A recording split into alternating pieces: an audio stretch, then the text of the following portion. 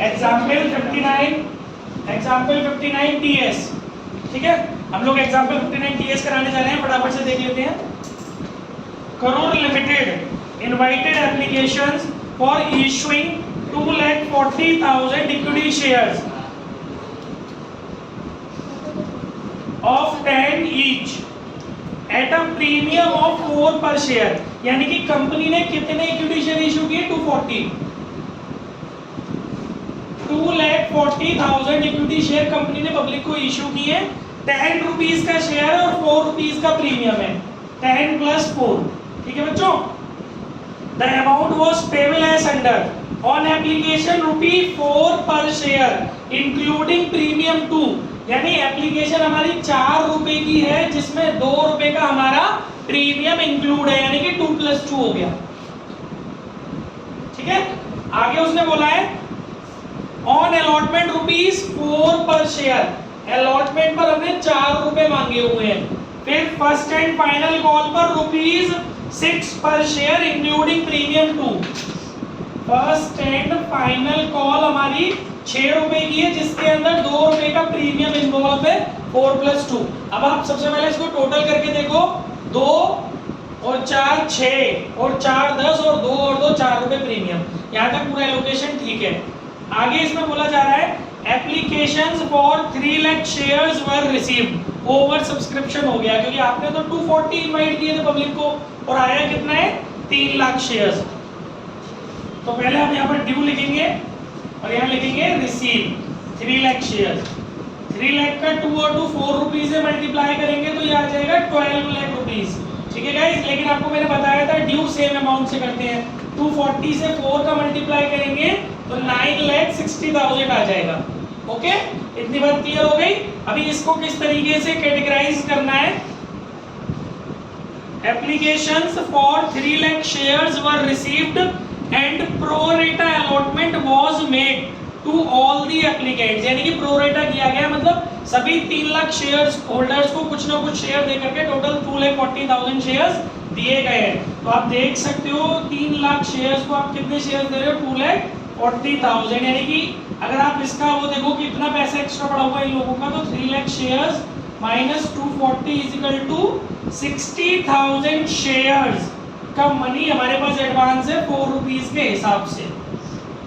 2,40,000 rupees हमारे पास extra है, ठीक है।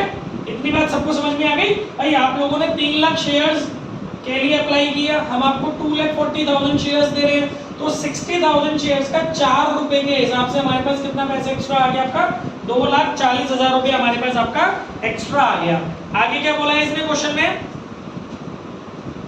Access application money on application was adjusted towards some due on allotment। ठीक है, अलॉटमेंट में इसको एडजस्ट करेंगे। तो पहले आप अलॉटमेंट की ड्यू निकालिए, 2,40,000 से 4 का मल्टीप्लाई करेंगे तो ये आ जाएगा 9,60,000।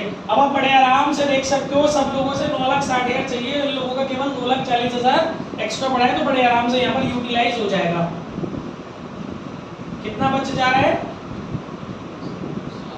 ठीक है, इतनी बात सबको क्लियर है ना? कोई डाउट किसी के मन में? यहाँ तक कोई दिक्कत तो नहीं है? पूरा के पूरा पैसा आपका एक्सेस जो आया था, क्योंकि जो भी मनी था, वो जो भी एक्सेस शेयर थे, वो आपने रुपीस में कन्वर्ट कर लिए। ओवरऑल आपका इतना पैसा एक्स्ट्रा था, वो हमने यहाँ पर एडजस्ट कर दिया। आगे बढ़ते हैं। All calls were made and were duly received accept from Rohini.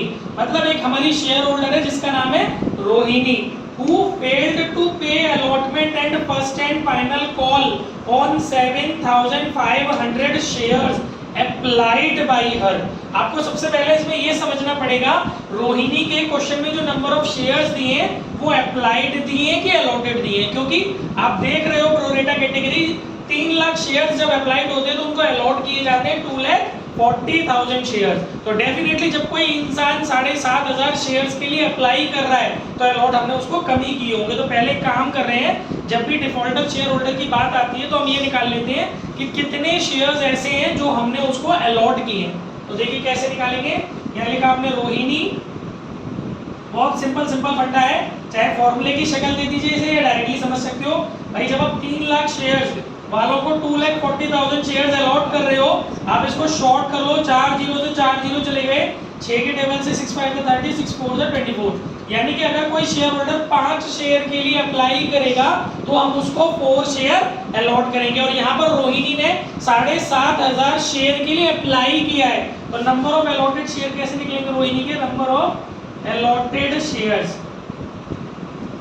सीधा सीधा कि 4 डिवाइड बाई 5 है ना, ये डिवाइड में आ जाएगा। और इनटू कितने शेयर्स अप्लाई किए उसने? 7,500। बहुत सिंपल सा फंडा है, शेयर अलॉटेड अपॉन शेयर। आप इसे फॉर्मूले की शक्ल भी दे सकते हो, share allotted, total share allotted upon total shares applied into defaulter shares applied share. ठीक है, number of defaulter shares application.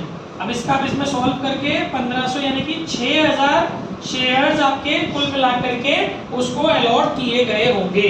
यानी रोहिणी से जो भी डिमांड होनी है वो कितने शेयर्स के हिसाब से होनी है? 6000 शेयर। बट वेट, रोहिणी ने तो 7,500 शेयर्स हमने रोहिणी ने अप्लाई किया था। रोहिणी हमसे अप्लाई कर रही है 7,500 शेयर के लिए, हम उसको शेयर दे रहे हैं 6000। तो रोहिणी के कितने शेयर्स का पैसा हमारे पास बना रह गया? 1504 रुपए के हिसाब से, क्योंकि जो भी कुछ हो रहा है भी एप्लीकेशन के हिसाब से ही हो रहा है। यानी रोहिणी के 6000 रुपीज हमारे पास एक्स्ट्रा है। बात समझ में आ रही है? ठीक है, चलिए फिलहाल रोहिणी जिसको अब हमें ये क्लियर हो गया कि हमने उसको 6000 शेयर्स अलॉट किए हैं, तो उससे जरा अपनी कॉल्स देखो क्या क्या नहीं आई। 6000 शेयर्स पर 4 रुपए के हिसाब से कितने रुपए बनते हैं बेटा? उसके ऊपर 24,000। लेकिन उसका कितना पैसा हमारे पास एक्स्ट्रा पड़ा हुआ है? 6000। वो आप इसमें से घटा लो तो बचे हुए 18,000 रुपए ऑन अलॉटमेंट जो वो नहीं दे पाई, जिसे आप बोलेंगे कॉल्स इन एरियर। तो ये 18,000 रुपए जब क्लियर हो गया नहीं दे रही है रोहिणी, तो यहाँ से माइनस कर लो। 7,20,000 में से जब आप 18,000 माइनस करोगे तो 7,02,000। आई होप यहाँ तक सबको समझ में आ गया होगा, कोई दिक्कत नहीं आ रही होगी यहाँ तक। तो आगे बढ़े, ठीक है। इसके बाद रोहिणी फर्स्ट कॉल भी नहीं दे पाई है ना, 6,000 इंटू 4 और 6,000 इंटू 2 कितने हो गए बेटा? 24,000 और 12,000। 24,000 और 12,000 ये ऑन फर्स्ट कॉल और ये ऑन प्रीमियम। ठीक है बच्चों, तो टोटल 36,000 रुपए on first call with premium हो गया। ठीक है, 36,000 रुपीज हमारे को रोहिणी से फर्स्ट कॉल पर नहीं मिलने वाले। पहले आप यहाँ पर ड्यू निकालो उस ग्रुप का पूरा। 2,40,000 का 4 से इंटू करोगे तो 9,60,000 और 2 रुपीज से मल्टीप्लाई करोगे तो 4,80,000 टोटल हो गया 14,40,000। इतना आना था, जिसमें से 36,000 रोहिणी के नहीं आने वाले। ठीक है ना, तो अभी आपका कितना बचा? 1 लाख। कितना बचेगा? 1,08,000। 1,08,000 आपका यहाँ, सॉरी 1,08,000 क्यों? 14 लाख है नहीं, 14,40,000 है, तो 14,04,000 रुपीज हमारा यहाँ तक क्लियर हो गया। ओके, यहाँ तक कोई दिक्कत तो नहीं है किसी को? सारी चीजें एज यूजुअली कॉमन है जैसे हमने कल तक की थी। ठीक है, आगे बढ़ाते हैं इस क्वेश्चन को। अब इसके बाद इसने क्वेश्चन में क्या बोला बेटा? These shares were forfeited। यानी गाइस अब हमको फॉरफीचर करना है। पहले लास्ट लाइन पढ़ लेते हैं। Pass the necessary journal entries in the book of Karur Limited, open call in arrear account and call in advance account wherever necessary। ठीक है, कॉल इन एरियर और कॉल इन एडवांस को open करते हुए आपको चलना है। तो यानी कि इसमें कैश बुक तो बनवाई नहीं है, तो रिसिप्ट की एंट्री भी आपकी जर्नल में जाएगी। तो पहली एंट्री तो बच्चों ये हो जाएगी सिंपल वाली रिसिप्ट की, दूसरी हो जाएगी आपकी सिंपल वाली एप्लीकेशन की ड्यू की या ट्रांसफर की, तीसरी एंट्री आपको पता ही है ये जो आपने एक्स्ट्रा पैसे को एडजस्ट किया है वो हो जाएगी। कहाँ है अमाउंट? मेरा ये आप इससे लिख सकती हो एडजस्टेड ऑन अलॉटमेंट। ठीक है ना, ये आपकी नंबर 3 की एंट्री हो गई, ये वाला बॉक्स। ओके बच्चों, फोर्थ एंट्री होगी आपकी ड्यू की 9,60,000 से। फिफ्थ एंट्री जो होगी वो आपकी यहाँ वाले अमाउंट से उठेगी, कॉल इन एरियर को ध्यान में रखकर, क्योंकि उसने बोला है call in arrear account open करना है। फिफ्थ एंट्री आपकी इतने सेगमेंट की होगी। सिक्स्थ एंट्री जो होगी आपकी वो यहाँ से लेके यहाँ तक ड्यू की होगी प्रीमियम को दिखाते हुए। ठीक है, सेवेंथ एंट्री जो होगी वो यहाँ से लेके यहाँ तक होगी कॉल इन एरियर को मेंशन करते हुए। आई होप सबकी समझ में आ रहा होगा। सबको पता है फिफ्थ एंट्री कैसे होगी, bank account debit 7,02,000, call in arrear account debit 18,000, to share allotment 7,20,000। और ऐसे ही सेवेंथ एंट्री होगी bank account debit 14,04,000, call in arrear account debit 36,000, to share first call 3 lakh, कितना ये टू शेयर फर्स्ट कॉल, इन दोनों को जोड़ करके ले लेंगे जो भी आ रहा होगा, कितना ही आ रहा है 14,40,000। क्लियर हो गया। तो अब इसके बाद मैं लेके चलता हूँ नंबर 8 पर, जो कि है आपकी फॉरफीचर की एंट्री। नंबर 8 पर आ जाते हैं, फॉरफीचर एंट्री कर लेते हैं। अब थोड़ा सा ऐसे एंट्रियों के लिए इस तरीके से स्पेस कर देते हैं, याद रहेगा कि एंट्रीज हमारी चल रही है। 8 एंट्री फॉरफीचर की है। फॉरफीचर बहुत इजी कॉन्सेप्ट होता है बेटा। फॉरफीचर क्या होता है ये मैंने आपको भी कल तक मतलब आप लोगों को भी सिखाया नहीं, कल सिखाऊंगा। इसमें कॉल इन एरियर की एक स्टेप आगे होती है। जैसे आपने जो इन लोगों को शेयर्स जब आप इनसे ड्यू कर रहे थे हर बार इस उम्मीद से कि ये लोग पैसे दे देंगे, जब ये नहीं दे पा रहे तो कंपनी कुछ नोटिस वगैरह इश्यू करती है, फिर भी ये लोग नहीं देते तो लास्ट में कंपनी इनके शेयर्स को कैंसिल कर देती है, जिसका नाम होता है फॉरफीचर ऑफ शेयर। ये हमारी आगे की स्टेप है। तो इसमें कुछ नहीं करना होता, इनके रेफरेंस में ड्यू जो इनकी एंट्रीज दी है उसको रिवर्स करना होता है बस, ठीक है ना। तो ये जो हमारे शेयर होल्डर्स हैं, ये कितने शेयर होल्डर हैं 6,000 ऐसे शेयर्स हैं जो कि हमारा ना अलॉटमेंट दे पाए ना ही हमारा फर्स्ट कॉल दे पाए, तो इनके शेयर्स को कंपनी फॉरफिटेट कर रही है। तो देखो जब इनसे अलॉटमेंट मांगी होगी तब आपने इनकी, केवल इनके लिए बात कर रहा हूं, सभी लोगों के लिए बात नहीं कर रहा, मेरी बात ध्यान से सुनना। जब इनसे अलॉटमेंट मांगी जाती है तो हमने इनकी ड्यू करी होगी, share allotment account debit to share capital, due की एंट्री। जब इनसे फर्स्ट कॉल मांगी होगी हमने ड्यू करी होगी, share first call account debit to share capital to security premium, क्योंकि प्रीमियम था। अब जब ये नहीं दे पा रहे हैं तो एंट्री को रिवर्स कर दो, तो शेयर कैपिटल हो जाएगी डेबिट और 2 में डाल देंगे टू शेयर अलॉटमेंट जो कि पहले वाली एंट्री में डेबिट करी थी, और टू शेयर फर्स्ट कॉल, और इधर जो सिक्योरिटी प्रीमियम आपने क्रेडिट किया था उसको आप डाल देंगे डेबिट में। बन गई फॉरफीचर की एंट्री, कुछ अलग थोड़ी है फॉरफीचर, ठीक है। तो share capital account debit security premium reserve account debit, premium का पूरा नाम सिक्योरिटी प्रीमियम रिजर्व होता है, टू शेयर अलॉटमेंट अकाउंट और टू शेयर कॉलेज आया था। हाँ वेरी गुड, रुक जाइए। To share allotment account, to share first call account, और बेटा एक चीज और इसमें आती है, टू फॉरफिटेटेड शेयर। इसमें वो डालते हैं जो वो दे चुका है। इन अदर वर्ड्स वो एप्लीकेशन तो दे ही चुका था ना, तो उसको एप्लीकेशन के नाम से नहीं दिखाते हैं क्योंकि वो तो ऑलरेडी ड्यू रिसीव करके कट चुका है एप्लीकेशन वर्ड पहले। तो इसको क्या किस नाम से दिखाते हैं, फॉरफिटेटेड शेयर के नाम से दिखाते हैं, टू फॉरफिटेटेड शेयर। हमें क्लियर, ये एंट्री होती है बेटा बीइंग, जो भी बीइंग होगा भी लिख देंगे। लेकिन यहाँ क्या हो रहा है, आपने एक अकाउंट ओपन कर लिया है एंट्री में कॉल इन एरियर। अगर आप फॉरफीचर के केस में, वैसे आपको मैंने पहले भी बताया कि जब फॉरफीचर वाला क्वेश्चन हो तो आपको call in arrear account open नहीं करना है, लेकिन अगर आप एंट्री में call in arrear account open करवा रहा है आपसे, तो आपको फॉरफीचर की एंट्री में ये अलॉटमेंट और फर्स्ट कॉल लिखने के बजाय इसको आपको किस नाम से दिखाना पड़ेगा, कॉल इन एरियर। तो ये सिर्फ समझाने के लिए मैंने गलत लिखा था ताकि आपको समझ में आ जाए। अब आप इसका नाम क्या देंगे, टू कॉल इन एरियर, क्योंकि आप ऑलरेडी एक अकाउंट ओपन करके बैठे हुए हो वहां पर, ठीक है। To call in arrear account और to forfeited shares account being 6,000 shares forfeited, ठीक है गाइस। अब हमें इसका अमाउंट भरना है।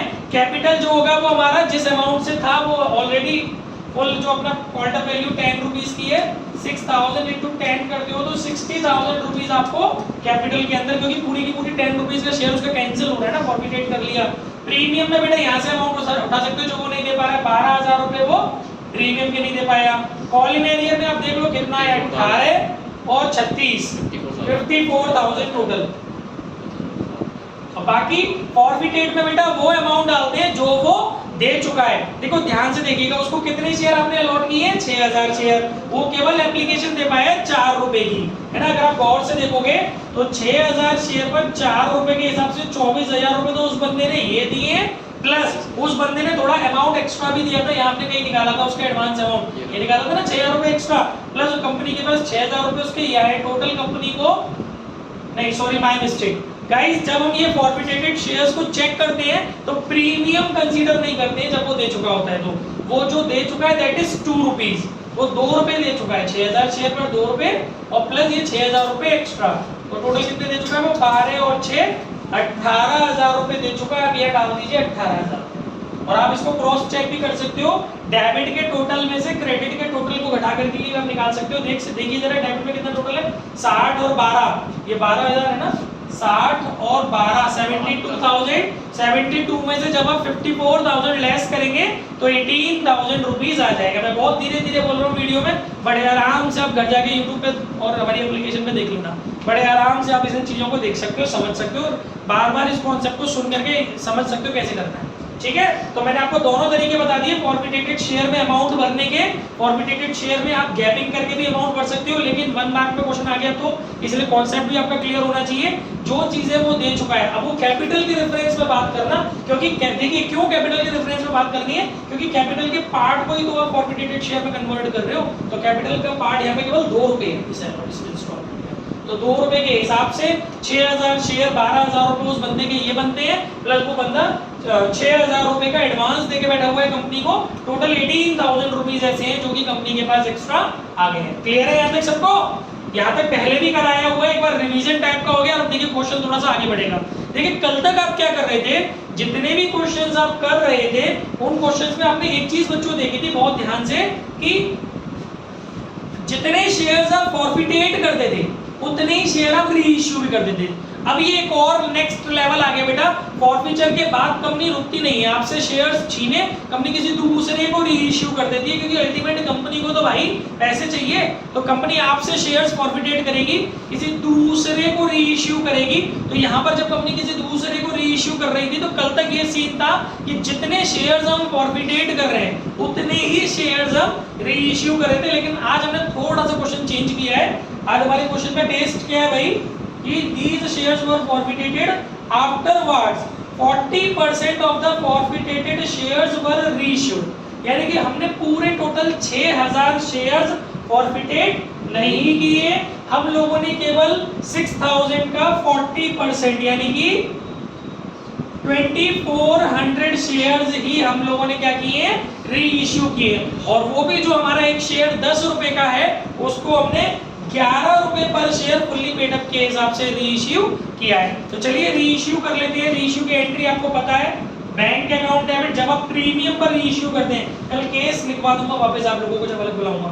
Bank account debit to share, देखिए इक्विटी वर्ड आप लगा लेना, मैंने कहीं भी नहीं लगाया इक्विटी वर्ड, जहां जहां शेयर वर्ड आ रहा है उससे पहले आप इक्विटी वर्ड लगा लेना, ठीक है। अभी फिलहाल एंट्री के तौर पर मैं यहां लगा देता हूं इक्विटी। तो bank account debit to equity shares capital account to security premium reserve account, being 2,400 equity shares reissued at premium, ठीक है भाई। 11 रुपए के हिसाब से आपको मनी मिल रहा है, तो 2,400 शेयर 11 के हिसाब से कितने हो गए, 24,000 और 2,400 26,400, 26,400 रुपए आपके बैंक के आगे आ गए, इक्विटी शेयर कैपिटल में आपके 24,000 आ गए, 10 से मल्टीप्लाई करके प्रीमियम 1 रुपए का, क्योंकि 1 रुपए एक्स्ट्रा पे जा रहा है ना, 10 का शेयर 11 पे दे रहे हो आप, तो 2,400 रुपए आपका प्रीमियम हो गया।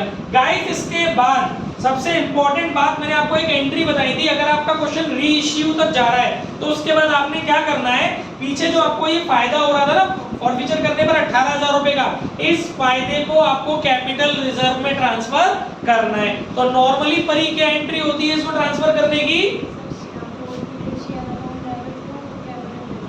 फॉरफिटेटेड shares account debit to capital reserve. परी इसका अमाउंट कितना आता है,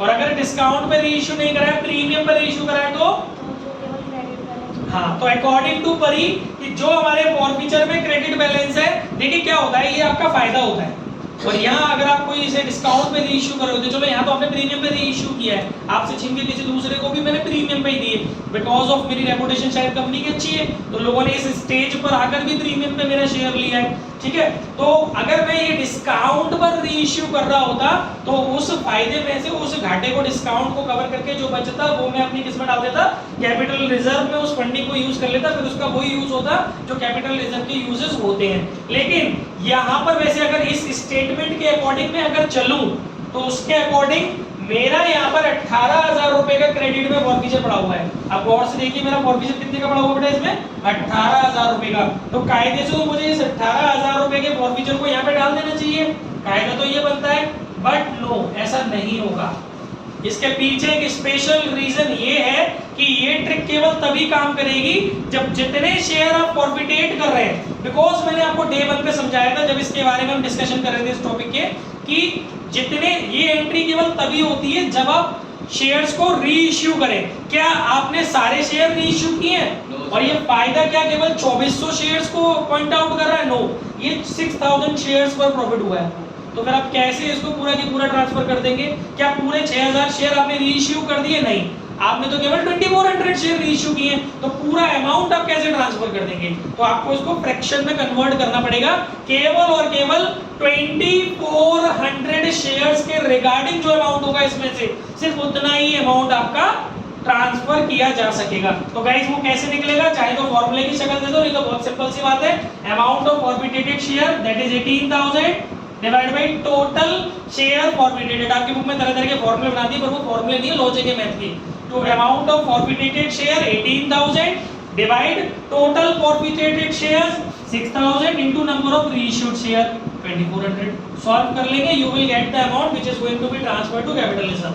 ये हो गया आपका 24 दिए 8 दिया 4 दिए 82,000 नहीं 72,000 7200 रुपीस आप इसमें मैक्स टू मैक्स ट्रांसफर कर सकते हैं। क्लियर हो गया? अब आपके मन में जो दूसरा क्वेश्चन आ रहा होगा that is what about the remaining amount. First of all बताइए कितना अमाउंट रिमेनिंग बचेगा? 18,000 में से अगर आप 18,000 में से 7200 जो कि आप कैपिटल रिजर्व में ट्रांसफर कर चुके उसे घटा लेते हैं तो शायद 10,900 रुपए बचेंगे, राइट? नहीं 10,800 रुपए बचेंगे। ओके ठीक है, समझ गए।